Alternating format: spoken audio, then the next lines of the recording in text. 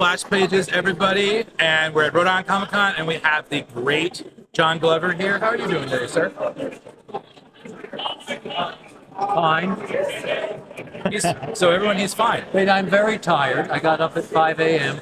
in New York this morning and drove up on the train. I was very happy to be on trains. I haven't been on trains for a long time.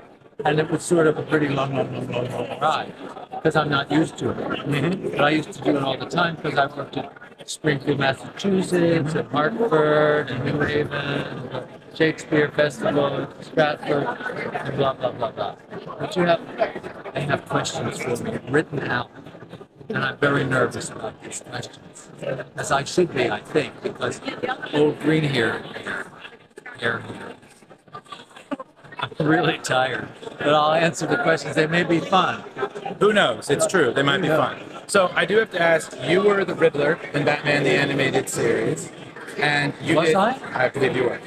You totally were. And definitely, it's funny because I remember reading that they definitely wanted to use the Riddler more often, but they had trouble writing riddles. But your performance was just absolutely spectacular as Edward Nygma. Like, what was it like working on this project that basically became like the archetype for... You see, I had no idea because I'd done some other voice. I'm not really a voice actor, but I know Andrea Martin, and she hired me to do a couple of things that were like cartoon things. Right. You know, so I thought that's what the Batman was going to be, and I lived right around the corner from where they recorded it, and she would just bring the whole cast in together, so it was done like a radio play together. So you're reacting to real people or real characters, and I was only in 3 episodes, and I never watched it because I figured it was on Saturday mornings. It was a cartoon, and then when I started going to these Comic Cons, I saw that it wasn't what I thought it was. It was an animated series that really went deep into some things that changed people's lives, some of them, and how serious they were about it. And I began realizing I just went in and had a good time. Like the Riddler is just an arrogant asshole who's very, very smart. Right. Yeah, and he like Tar, that movie Tar, with how mean and ugly she is in the beginning. She's putting people down because she's so smart. Right. But she couldn't play the Riddler very well.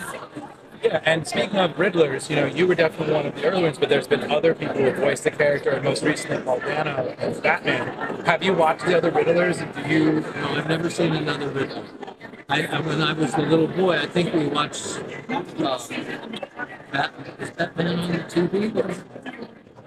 But I never was into Batman. All those DC things that I've done, I've never auditioned for. I don't understand why I get them because I was never interested. But the roles were so good. Right. They've just fallen into my lap. I don't quite understand it. It's the power of the universe. I guess so, because that's another thing I was going to ask you. You were Lionel Luthor in Smallville, and you went from just a character that you thought was just going to be there temporary. You became a series regular for a couple of seasons. What was that like? It was 7 seasons actually, and then they called it Fire. Killed me.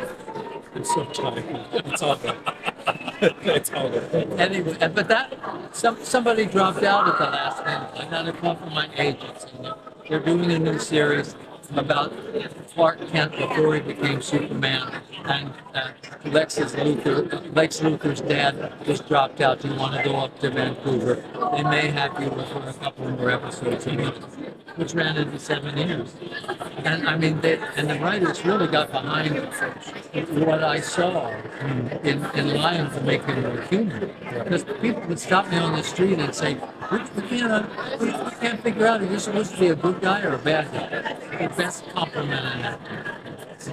Absolutely. Yeah. So the last question I have is that you were in 2 episodes of Murder, She Wrote as 2 separate characters. Right. You were Franz Mueller, and you were also Andrew Durbin. And one of them was you were a German gentleman who was trying to emigrate to the United States and had a sister who was a musician.